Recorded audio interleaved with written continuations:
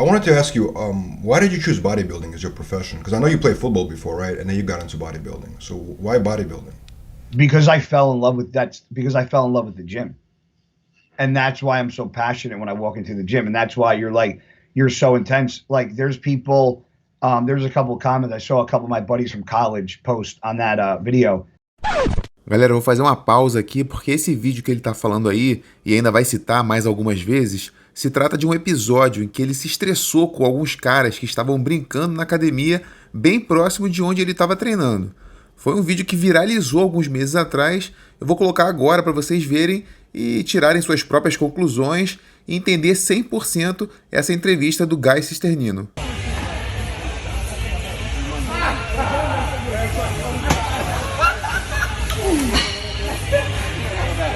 Guys, you gotta cut that shit out. Not in front of me. Bro, it's a public gym, bro. Yeah, do it to the side, not in front of me. Bro, don't fucking play games. I will fucking go outside. I just asked to move to the fucking side. That's all I asked. I said, can you please move to the side? And they're like, he's still just as intense now as he was at 19 years old. Like that. I mean, listen, was I ever going to be a NFL player? No, that was never in the cards. But do I think, that my bodybuilding career is what it is because of the intensity that I bring in the gym? Yeah, I fell in love with fucking working out. I think there's a difference with people that work out because they want to be a bodybuilder, or they bodybuild because they work out. Like I would be in the gym training like a maniac, regardless if I got sprayed orange and flex on stage or not. And that's why when I go into the gym, yeah, maybe I take it a little too serious, but like, I'm not saying you have to, everybody has to walk into the gym and train how I train, but like, I respect the people that sit on their cell phones and I have to wait for a machine. Like, just respect if I'm doing a squat. Like, that's all it is. If I give you respect, just show me the same respect. And those kids weren't doing it to be disrespectful. It was an accident, and I get it. And but people are like, you could have waited.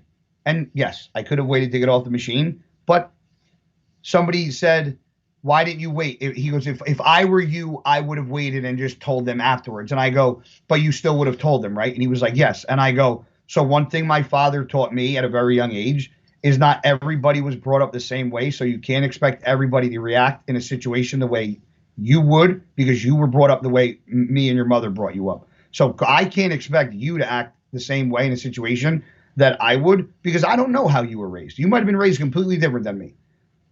My dad a hothead? My dad will sit here and say he was not a hothead. He was not a hothead. He doesn't have a bad temper. But a couple of years ago, somebody gave him the finger on a bike because they wouldn't get out of his way, and my dad tackled him off the bike at 60-something years old. Like, so my dad really can't say that, but I was brought up differently. And it doesn't mean I was brought up wrong. I was just brought up differently, and the way I view life is the way I view life. It doesn't make me right, but it also doesn't make me wrong. But you could have differences of opinions, but people don't understand that it's an opinion, not a fact. What I did wasn't wrong. It might not be liked or understood or viewed the same by other people. And some people might be like, I would have done the same thing. Doesn't make either side right or wrong.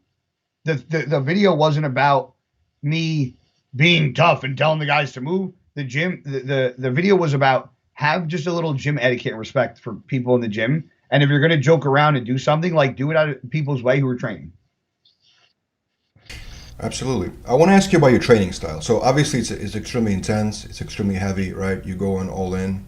Yeah. Like I said, like I mentioned, Branch Warren, you remind me the way he trains, the way like Dorian Yates in his old videos trains, right? But it seems like right now there's, a lot of people, a lot of trainers that preach kind of longevity, and they kind of bring in Dexter Jackson in the equation, or like Phil Heath or something like that. And it's like, guys, let's work on machines. Let's really do focus on life after bodybuilding type thing. You know what I'm saying? So what is your take on that? And sort of like, what do you think is the right method? Or is it really depending on your own personal genetics and your body? Well, I did a bro split for like 90% of my career, and I worked with Charles Glass for many, many years. And I started working with John Meadows about a year and a half ago. And it's funny because he does use machines. He does incorporate more machines, but I also do more free weight stuff than I've ever done. And I don't think it's about weight or machines. I think it's about how you break up the body parts and how, like, I do push pull legs now. Like, that's my split, where I was doing the typical bro split, like chest, back, shoulders, like just one body part a day.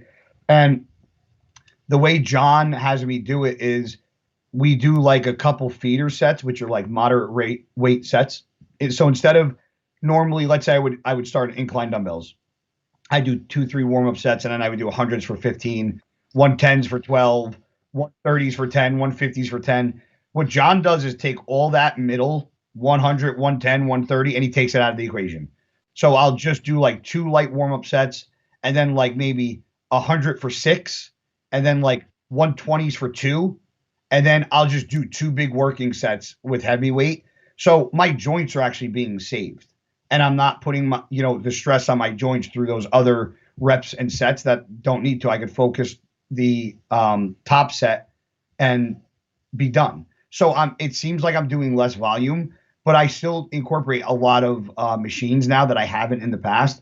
So I would say for people, if I could change anything about my career, I would have said I would have incorporated a push-pull leg routine into my training regimen and not did a bro split for as long as I did. Because you had some major, you had a shoulder surgery, right? And it was rotating cuff, I believe, right? I had I had 2 surgeries on this shoulder, and I had 1 on this, but the surgery was called a tenodesis surgery. So where your labrum attaches to your bicep tendon, they pretty much cut it because my bicep tendon was so frayed and like swollen. And he was like, it's going to snap. He goes, your bicep tendon's going to snap. So what they do is they cut your bicep tendon away from your labrum, and then they drill a hole into your humerus, and they anchor the bicep tendon into the humerus. So I got that done on both shoulders. But it's amazing that you healed and you're still competing and working out. I mean, because that's a complicated surgery. I've known about that surgery before. I heard about it before. I was out total with both of them because I got them done 5 weeks apart. 17 weeks I was out of the gym. I was 193 pounds.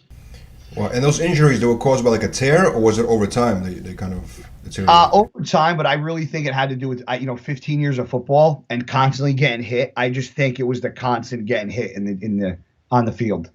Because you're getting literally like the shoulder pads covered. But I mean, anybody that played ball know, like if you hit hard or you get hit hard, like it destroys your shoulders. So I think that was kind of the start of it. So I saw a video of you and John Meadows training. You mentioned John Meadows. Yeah. He's incredible, right? He's a very smart, knowledgeable guy. He's a godsend, man. Yeah. He's a godsend. Yeah.